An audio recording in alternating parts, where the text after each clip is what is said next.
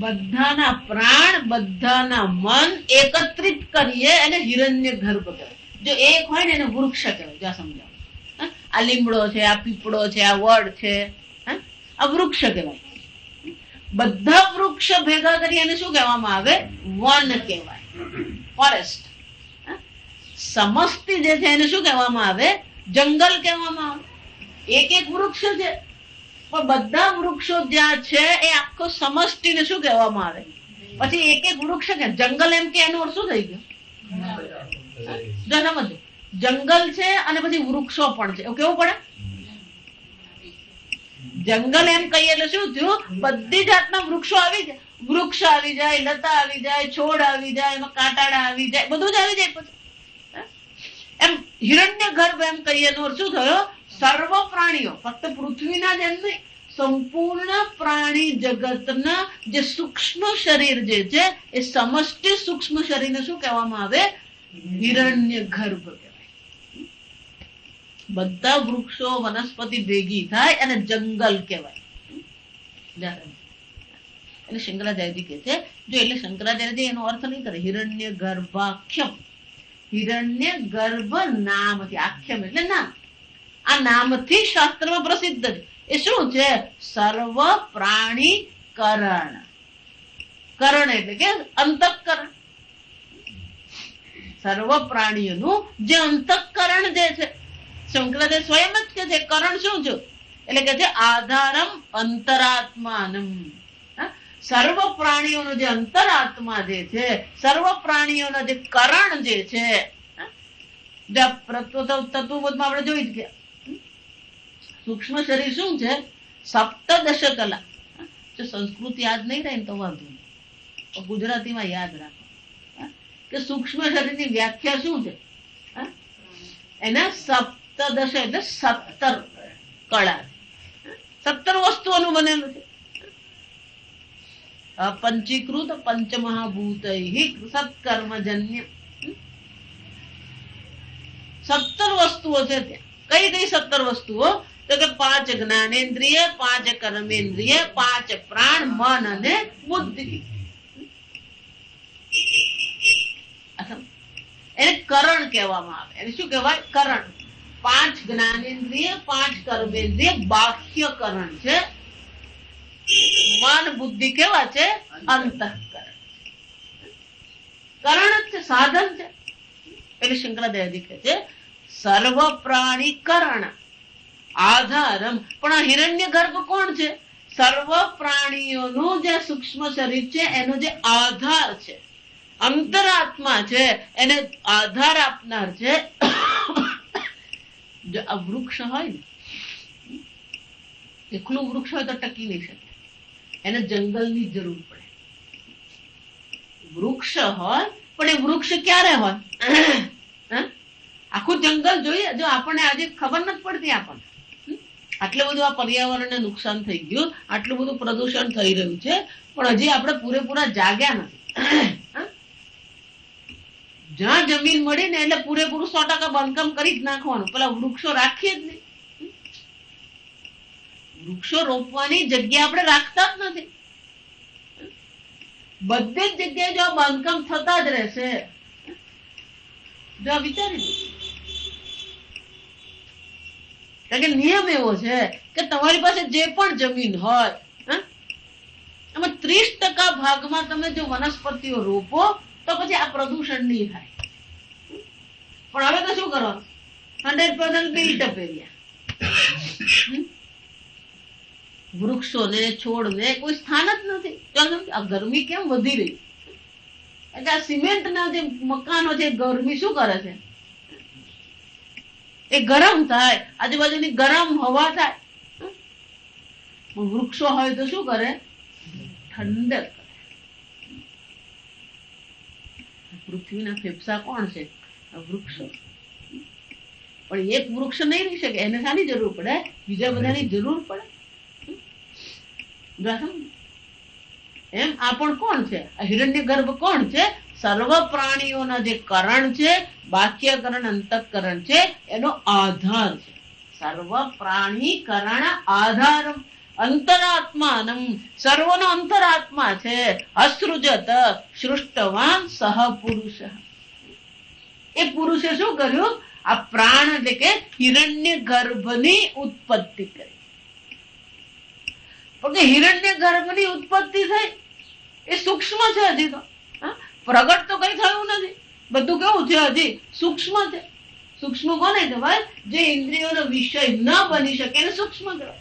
જે ઇન્દ્રિયોનો વિષય બને એને સ્થૂળ કહેવામાં આવે. એટલે શંકરાચાર્ય આગળ કહે છે અતઃ પ્રાણાત શ્રદ્ધા. એ પ્રાણમાંથી જ પછી શું થયું? પ્રાણમાંથી જ શ્રદ્ધાની ઉત્પત્તિ. જોયું, હિરણ્ય ગર્ભમાંથી પહેલી ઉત્પત્તિ કોની થઈ? પ્રાણની ઉત્પત્તિ. અરે શ્રદ્ધાની ઉત્પત્તિ. હિરણ્ય ગર્ભ એટલે પ્રાણ. હિરણ્ય ગર્ભમાંથી કોની ઉત્પત્તિ થઈ? શ્રદ્ધાની ઉત્પત્તિ. જો વિચાર, 16 કળામાં પહેલી કળા કઈ છે? પ્રાણ. એક પ્રાણમાંથી શાની ઉત્પત્તિ થઈ? શ્રદ્ધાની ઉત્પત્તિ. આ શ્રદ્ધા કોને કહેવાય? જો વિચાર, શ્રદ્ધા કોને કહેવાય? શંકરાચાર્યજી વ્યાખ્યા બહુ સરસ આપે. સર્વ પ્રાણી શુભ કર્મ પ્રવૃત્તિ હેતુ ભૂતામ શ્રદ્ધા. સર્વ પ્રાણીઓને પ્રવૃત્તિ હેતુ ભૂતા, પ્રવૃત્તિઓનું કારણ સ્વરૂપ જે છે. પણ કયા પ્રકારની પ્રવૃત્તિ? શુભ કર્મ પ્રવૃત્તિ. જો એટલા મને હંમેશા કહું, શુભ કર્મની જે પ્રવૃત્તિ છે એ શ્રદ્ધા વગર થાય જ. જો આ સમજ, જેટલા પણ સત્કર્મ આપણે કહીએ છીએ એમાં શ્રદ્ધાની જ જરૂર છે. કારણ કે એનું કોઈ દ્રષ્ટ ફળ નથી. તમે દાન આપ્યું, થોડી ઘણી નામના મળી, પણ એનું દ્રષ્ટ ફળ એવું નથી. તમે અગ્નિમાં આહુતિ આપી, એનું દ્રષ્ટ ફળ શું છે? કઈ. તમે ભગવાનને દૂધ ધરાવ્યું, ભગવાને કાળા તલ ચડાવ્યા, ભગવાને કમળ ચડાવ્યું, ભગવાને દૂધનો અભિષેક કર્યો, આ બધામાં તમે દ્રષ્ટ ફળ શું છે? કઈ. માતાજીને આપણે જો વિચારી જોઈએ, માતાજીને લાલ જાસૂદ ચડાવીએ, ગણપતિને જાસૂદ ચડાવીએ, શંકર ભગવાને બીલીપત્ર ચડાવીએ, શ્રી કૃષ્ણ હોય તો આપણે શું કરીએ? તુલસી ચડાવીએ, ગણપતિ હોય તો દુર્વા ચડાવીએ. આ બધી પ્રવૃત્તિની પાછળ કોણ છે? શ્રદ્ધા. કેમ કે એનું કોઈ દ્રષ્ટ ફળ નથી અને દ્રષ્ટ કારણે આપણને દેખાતું નથી. ગણપતિને દુર્વા કેમ ચડાવવાની? આનાથી બીજું આગળ વધવાનું, આગળ વિચાર કરવો હોય તો વેદાંત નો વિચાર કરવાનો. દુર્વા કેમ ચડાવી એમાં મગજમારી નહીં કરવાની. વેદાંત વિચાર કરીએ એમાં આપણી બુદ્ધિ દોડાવીએ કે ત્યાં બુદ્ધિની જ જરૂર છે, દોડાવવાની જરૂર છે. જો સમજજો,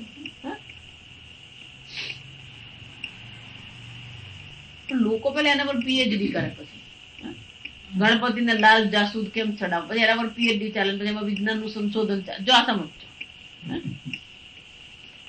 સંશોધન ખોટું. પછી આપણે અવળે માર્ગે, પછી પેલું વિજ્ઞાનના માર્ગે ચડી ગયા, એટલે પછી શ્રદ્ધા, પુણ્ય, આ બધું તો શું થઈ જાય? એટલે શંકરાચાર્ય શું કે છે? સર્વ પ્રાણીના, સર્વ પ્રાણીઓના જે શુભ કર્મની, જે શુભ કર્મ માટેની જે પ્રવૃત્તિ છે તે કોને કારણે થાય છે? આ શ્રદ્ધાને કારણે.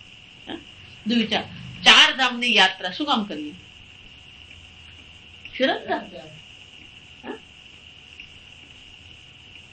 જે વિચારી, બદ્રીનાથ ગયા આપણે, તિરુપતિ આપણે જઈએ, અહીંયાથી આપણે તિરુપતિ જઈએ ને ત્યાં આગળ પેલા 24 કલાક લાઈનમાં ઉભા રહીએ, અને તિરુપતિ ભગવાનના દર્શન તો શું છે?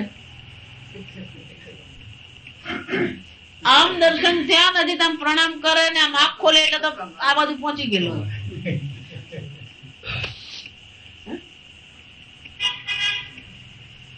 જો વિચાર, શ્રદ્ધા છે. સર્વ શુભ કર્મની પ્રવૃત્તિ શ્રદ્ધાથી જ થાય, આ સમજવા. અને એમાં કોઈ સમજદારી, જો આ વિચાર, એક ભાઈ અંદર શિયાળાના દિવસ એટલે પેલું અંધારું જલ્દી થઈ જાય, પણ એ પેલા ગામમાં વર્ષોથી રહે એટલે બધા રસ્તા એમને ખબર જાસામાં. પણ જયારે પણ પેલું અંધારું થઈ જાય ને તો એ નાનો મસ્તો દીવો લઈને ચાલે. એટલે કોકે પછી અરે ભાઈ તમને આ દીવાની જરૂર? તો કે મને નહીં જરૂર, પણ સામે વાળાને ખબર તો પડે કે હું આવું છું. આ દીવો મારા માટે નથી, પણ કોના માટે છે? મારી આગળ પાછળ કોઈ ચાલતું હોય તો એને પ્રકાશ મળે, મને નહીં મળે પણ એને તો મળવાનું, એને તો ખબર પડવાની. જો વિચાર એમ આપણે ભગવાનના દર્શન કર્યા જો સમજ બરાબર એ મહત્વ નથી, પણ ભગવાનની દ્રષ્ટિ આપણા પર પડી કે નહીં બસ થઈ ગયું. જો વિચારી જોજો, ભગવાનની સામે આપણે ઉભા રહ્યા, એ ભગવાનની દ્રષ્ટિ આપણા પર પડી, એ જ આપણું શું છે? કલ્યાણ છે. જો આ વસ્તુ લોકો સમજતા જ નથી. આપણે ભગવાનના દર્શન કરવા જઈએ એમ નહીં, ભગવાનની કૃપા દ્રષ્ટિ આપણા પર પડે. કટાક્ષ કિરણા છે અંત. ઈશ્વર કોણ છે? એટલે કટાક્ષ, કટાક્ષ એટલે શું છે? આંખના એક ખૂણામાંથી આમ એમની એક નજર પણ આપણા પર પડી ગઈ ને તો આપણું કલ્યાણ થઈ જાય. અને ભગવાનને આપણા પર દ્રષ્ટિ કરવા માટે 5 સેકન્ડ ને 15 સેકન્ડ ની જરૂર નથી. જો સમજજો, સુરદાસજી રોજ સુરદાસજી પોતે જ આંખ એમની શું કરેલી ફોડી નાખેલી, છતાંય રોજ મંદિરે જતા. એટલે લોકો એમને એવું પૂછતા કે તમે મંદિરે શું કામ જાઓ? તો કે મને ભગવાનના દર્શન નહીં થાય, પણ ભગવાન તો મને જુએ છે ને. બસ કે બહુ થઈ ગયું. તો આને જ કહેવાય શ્રદ્ધા. આને શું કહેવાય? શ્રદ્ધા. શ્રીનાથજી દર્શન કરવા જાઓ ને અને ત્યાં લાકડી ખાવ ને તોય કૃપા કહેવાય. આ સમજ છે? અને તેનો તમને પતાકાનો એક નાનો ટુકડો પણ, જો બધા પતાકા ચડાવે પછી એ પતાકાને એ લોકો ટુકડા આપે ભગવાનને ચડાવે, એ મળે એ બહુ મોટી વસ્તુ. પછી આ ભગવાનને એ લોકો પેલો નજર નહીં લાગે પેલા કાળા દોરા ચડાવે, પછી એ કાળા દોરા ભક્તોને આપે. એ લોકો એક કાળો દોરો આપણા હાથમાં આવી ગયો, આપણે બસ થઈ ગયું. ભગવાનને ચડાવેલો એ દોરો આપણને મળ્યો, ભગવાનના ચરણનો સ્પર્શનો છે. બસ જો આ સમજો.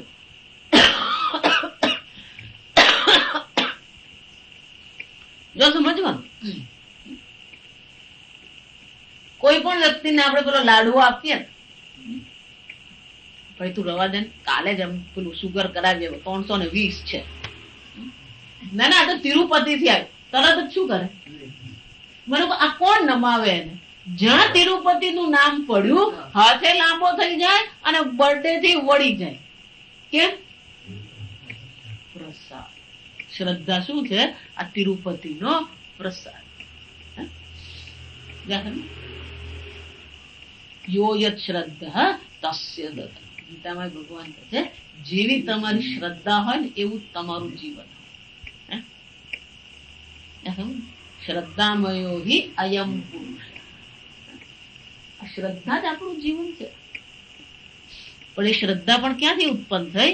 હિરણ્ય ગર્ભમાંથી આ શ્રદ્ધાની ઉત્પત્તિ થઈ. એનો અર્થ શું છે? શ્રદ્ધા પણ ઉત્પન્ન ક્યાંથી થઈ? ઈશ્વરમાં. તો શ્રદ્ધા પણ શું છે? ઈશ્વર જ છે. આજે 5મી વિભક્તિ યાદ રાખવાની. એ પુરુષ માંથી હિરણ્ય ગર્ભ પ્રાણની, સર્વ પ્રાણની ઉત્પત્તિ થઈ. એ પ્રાણ માંથી શ્રદ્ધાની ઉત્પત્તિ થઈ. તો શ્રદ્ધા પણ શું છે? ઈશ્વર જ છે. જો આપણું સંપૂર્ણ જીવન જ શ્રદ્ધા છે. શ્રદ્ધાથી જ આપણે જીવીએ. એ જ શ્રદ્ધા આપણી પાસે શું કરાવે? શુભ કર્મ પ્રવૃત્તિ હેતુ. સર્વ પ્રકારના શુભ કર્મ માટેનો હેતુ શું છે? આ શ્રદ્ધા છે. પણ એ પણ ઈશ્વર જ છે, કારણ કે ક્યાંથી ઉત્પન્ન થઈ? ઈશ્વરમાંથી ઉત્પન્ન. તતઃ, અને જ શ્રદ્ધા હોય તો જ પછી શું થવાના? કર્મ થવાના. કર્મ હશે તો કર્મફળ હશે, અને કર્મફળ ભોગવવા માટે સાધનની જરૂર છે.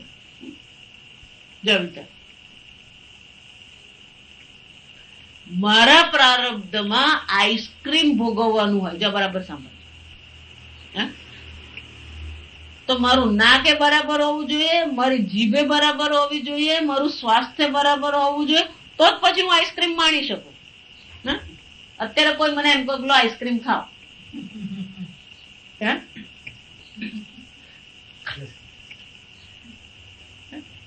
એને અનુરૂપ શું હોવું જોઈએ? કર્મ ફળ ભોગવવા માટે અનુરૂપ સાધનની પણ જરૂર છે. તો એ સાધન જ નહીં હોય. શ્રદ્ધા છે, શ્રદ્ધાથી કર્મ છે, પણ કર્મ ફળ ભોગવવા માટે સાધન હોવું જોઈએ.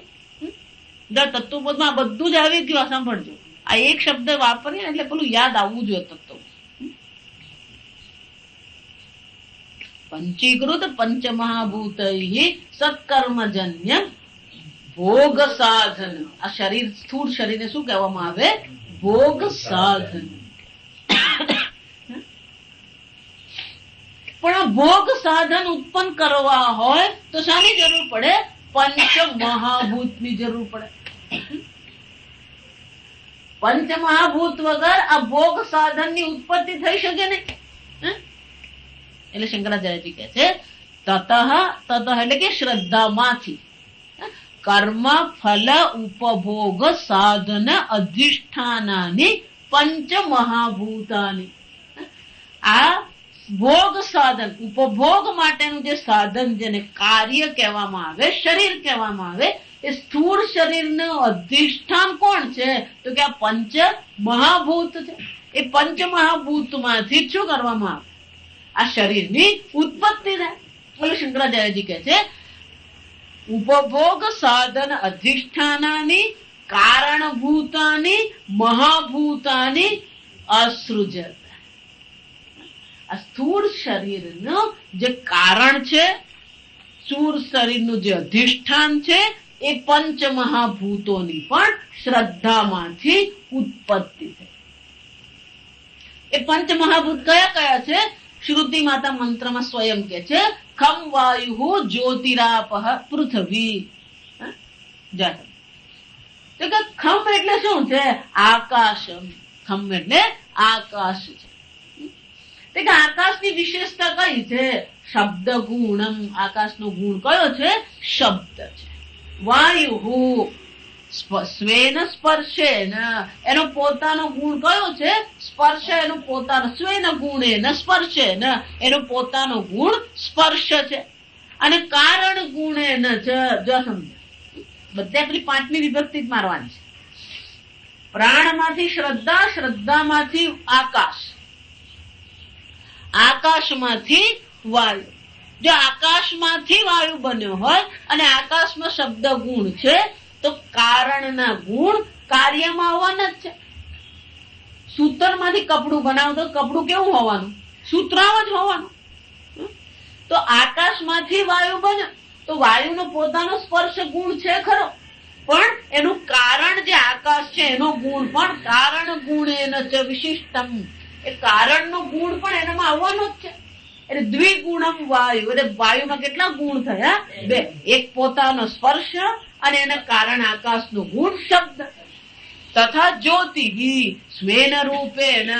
પોતાનું કયું છે ગુણ? રૂપ એનું ગુણ છે. પૂર્વાભ્યામ. પૂર્વાભ્યામ એટલે આગળના બે. વિશિષ્ટમ ત્રિગુણમ શબ્દ સ્પર્શાભ્યામ. આગળના બે શબ્દ અને સ્પર્શ જે બે ગુણ છે એ ગુણ સાથે થઈને જ્યોતિ છે. કેટલો છે? ત્રિગુણમ જ્યોતિ. 3 ગુણ વાળો આ અગ્નિ છે. એનું એક પોતાનું રૂપ ગુણ અને આગળના બે શબ્દ અને સ્પર્શ. તથા આપહ રસેન ગુણેન અસાધારણેન. આ રસ ગુણ આપહ એટલે જળ. જળનો અસાધારણ ગુણ કયો છે? રસ છે. આ બધા અસાધારણ એટલે કે એનો પોતાનો છે. એનો પોતાનો અસાધારણ ગુણ રસ છે. પૂર્વ ગુણ અનુપ્રવેશેન ચતુર્ગુણાહ આપઃ. પૂર્વ એટલે કે આગળના પંચમહાભૂતના પણ ગુણો એમાં આવે, એટલે શબ્દ સ્પર્શ રૂપ આ 3 ગુણ અને એનો પોતાનો રસ. તો આ આપ એટલે કે જળ જે છે એમાં કેટલા છે? 4 ગુણ છે. શબ્દ સ્પર્શ રૂપ રસ આ 4 ગુણ છે. એટલે ચતુર્ગુણાહ આપઃ, 4 ગુણ વાળો આ જળ છે. તથા ગંધ ગુણેન પૂર્વ ગુણ અનુપ્રવેશેન ચ પંચગુણ પૃથ્વી. આ પૃથ્વી કેવી છે? 5 ગુણ વાળી છે. એક એનો પોતાનો ગંધર ગુણ અને પછી આગળના 4 ગુણ ને કરીએ તો 5 થાય. શબ્દ સ્પર્શ રૂપ રસ અને ગંધ. તૈહિ એવ ભૂતૈહિ આરબ્ધમ ખંવાયુ જ્યોતિઃ આપઃ પૃથ્વી ઇન્દ્રિયમ. પછી આગળ મંત્રમાં શું કહે છે? ઇન્દ્રિયમ મનઃ. પંચમહાભૂતની ઉત્પત્તિ થઈ. પંચમહાભૂતમાંથી પછી શાની ઉત્પત્તિ થઈ? ઇન્દ્રિયની ઉત્પત્તિ થઈ. પણ કે ઇન્દ્રિય કઈ રીતે મળવાની? આરબ્ધમ ઇન્દ્રિયમ દ્વિપ્રકારમ. આ ઇન્દ્રિય કેવી છે? 2 પ્રકારની. બુદ્ધ્યર્થમ કર્માર્થમ. બુદ્ધ્યર્થમ એટલે કે જ્ઞાનેન્દ્રિય છે, 5 જ્ઞાનેન્દ્રિય છે. કર્માર્થમ એટલે 5 કર્મેન્દ્રિય. એક બુદ્ધિ માટે એટલે કે જ્ઞાન માટેની ઇન્દ્રિયો છે, બીજી કઈ ઇન્દ્રિયો છે? કર્મ માટેની ઇન્દ્રિયો છે. આ દરેક ઇન્દ્રિયની પણ પાછી વિશેષતા. શબ્દ સ્પર્શ રૂપ રસ ગંધ ત્યાં બધું પંચ જ છે.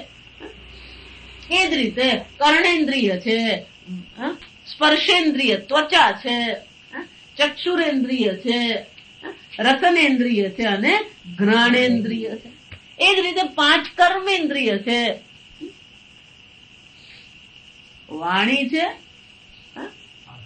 હસ્ત છે, પાણી, હસ્ત પાણી પાદ ગુદા અને ઉપસ્થ. આ 5 કર્મેન્દ્રિય છે. 5 કર્મેન્દ્રિય 5 જ્ઞાન. એટલે શંકરાચાર્યજી કહે છે ઇન્દ્રિયમ ભલે એક શબ્દ વાપર્યો હોય પણ ખરેખર કેવી છે? 2 પ્રકારની ઇન્દ્રિયો છે. એક જ્ઞાનેન્દ્રિય, બીજી કર્મેન્દ્રિય. દશ સંખ્યમ. આ ભલે એક ઇન્દ્રિયમ કીધું હોય પણ એની સંખ્યા કેટલી છે? 10 સંખ્યા. તસ્ય ચ ઈશ્વરમ અંતસ્થમ સંશય સંકલ્પ લક્ષણમ મનઃ. એ જ ઈશ્વર, જો સમજ,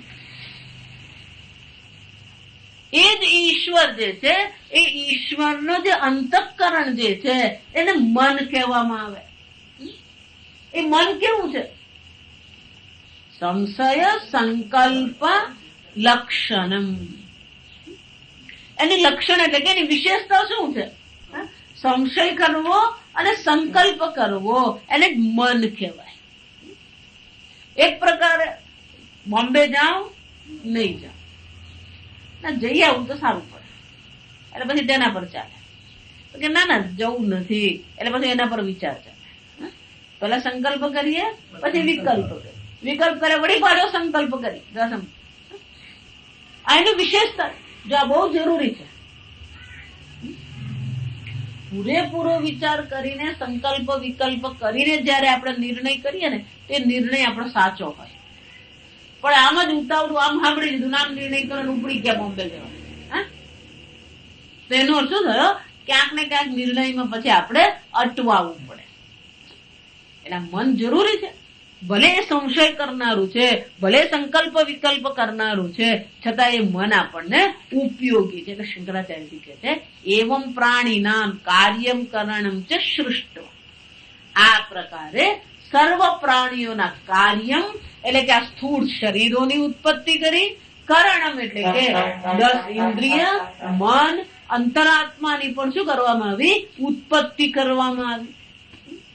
જો સમજો કેટલા થયા?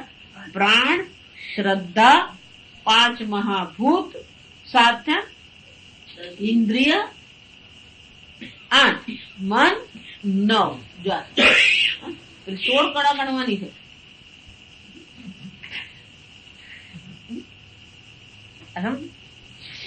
એમાંથી અત્યારે આપણે કેટલા બતાવ્યા?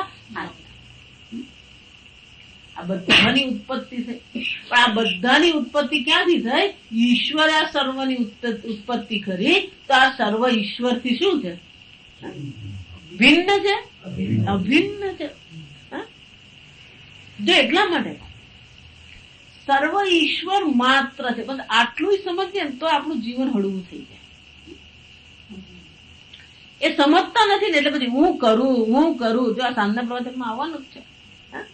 આપણું કરતું તો જતું જ નથી, અહંકાર જતો જ નથી. મેં આટલું કર્યું ને, મેં આમ કર્યું, હું ત્યાં ગયો, હું અહીંયા ગયો, આ મારી ઊંચા જ નહીં આવ્યા.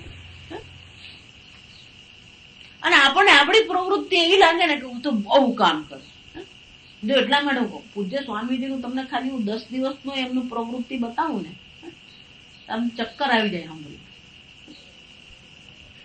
કેટલી પ્રવૃત્તિ સતત આજે 40-45 વર્ષથી પૂજ્ય સ્વામીજી શું કરી રહ્યા છે? આ પ્રકારની પ્રવૃત્તિ કરતા જ રહ્યા છે. જો હમણાં છેલ્લા 4 દિવસનું તમને હું કહું, અમદાવાદ ગયા, સાંજે અમદાવાદ ગયા, બીજે દિવસ સવારે શામળાજી ગયા. ત્યાં શામળાજી હોસ્પિટલમાં આપણે વિભાગનું ઉદઘાટન કર્યું. વળી પાછા સાંજે અમદાવાદ આવ્યા, પછી અમદાવાદમાં સત્સંગ કર્યો. બીજે દિવસે બપોરે નીકળીને બોમ્બે ગયા. જો સમજ, બોમ્બે 5 વાગે પહોંચ્યા, પાછા 8:30 વાગે ઇન્ટરનેશનલ એરપોર્ટ પર ગયા, 11 વાગે કંબોડિયા ગયા. જો સમજ, કંબોડિયામાં પેલું કરશે, ત્યાંથી વળી પાછા આવશે, પાછા 16 થી 23 ઋષિકેશમાં કેમ્પ.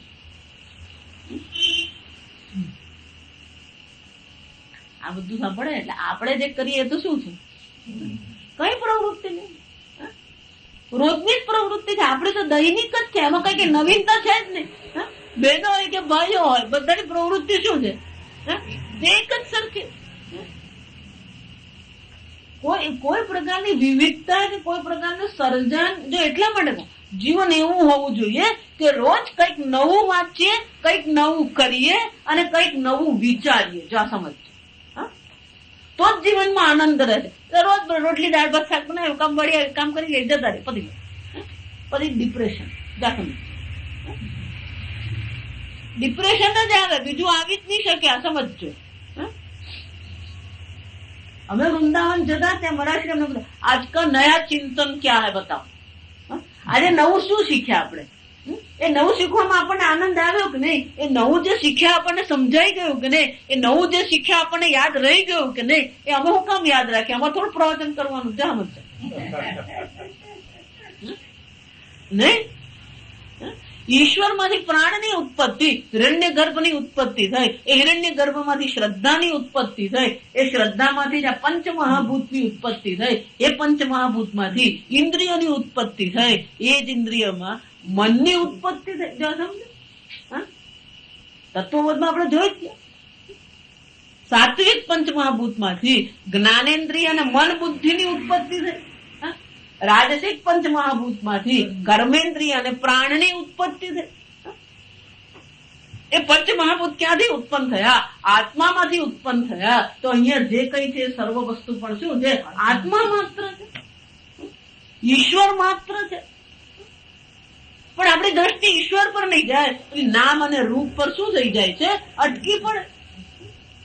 હા, અનેક જો વિચારજો, તત્વબોધમાં એ જ ચિંતન હતું. અહીંયા 16 કળાની ઉત્પત્તિ દ્વારા પણ આપણને શું ચિંતન કરાવવું? એ જ ચિંતન. પ્રક્રિયા અલગ છે. સમજો, અહીંયા 16 કળાની ઉત્પત્તિની પ્રક્રિયા છે, ત્યાં પંચમહાભૂતની પ્રક્રિયા હતી. પ્રક્રિયા અનેક દ્વારા આપણને શું કહેવામાં આવે છે? અહીંયા જે કઈ છે સર્વ એક ઈશ્વર માત્ર. અને ઈશ્વર જે કરી રહ્યો છે એની સામે આપણે જો જોઈએ તો આપણે જે કરીએ છીએ શું છે? સંપૂર્ણ પ્રાણ. જો આજે તો અડધે પહોંચેલા, એટલે મેં તમને ગણતરી હજી તો હજુ છે અડધે પહોંચે. આ બધાની ઉત્પત્તિ ઈશ્વર કરી રહ્યો. જો ઈશ્વર આ બધું કરતો હોય તો તમે હું શું કરીએ? એટલા માટે વેદાંત નું ચિંતન કરીએ ને તો પહેલી વસ્તુ આ અહંકાર નીકળી જોજો. હું કરું એ જ અજ્ઞાન હતા. કોઈ 2 કામ વધારે કરે, કોઈ 2 કામ ઓછા કરે. તો આનાથી બીજું કઈ હોતું નથી. આ સમજ. બાકી છેવટે તો જે કરે છે અને કરાવનાર છે કોણ છે? ઈશ્વર માત્ર. કર્તુરાજ્ઞયા પ્રાપ્ય તે. સમજ, આ તો સારામાં એ જ છે. ઈશ્વર જ છે. ઈશ્વરની કૃપાથી જ કર્મ થાય છે, ઈશ્વરની આજ્ઞાથી જ કર્મ ફળ મળે છે, અને ઈશ્વરની કૃપાથી જ આ શરીર ચાલી રહ્યું છે. અને આ શરીર ચાલી રહ્યું છે તો કર્મ ફળ તમે ભોગવી શકો. જ્યાં જુઓ ને ત્યાં હાથ મૂકો ને ત્યાં ઈશ્વર માત્ર છે. આમ આ પ્રક્રિયા દ્વારા પણ આપણને છેવટે આ પ્રક્રિયા ગોખી નાખવાનું નહીં. ગોખી નાખવાનો કોઈ મતલબ નથી, પણ એની સમજદારી આપણે કેળવીએ કે જે કંઈ છે સર્વ એક ઈશ્વર માત્ર. આગળ આપણે કાલે. ઓમ અસતો મા સદ્ગમય તમસો મા જ્યોતિર્ગમય મૃત્યુર્વા અમૃતમ ગમય. ઓમ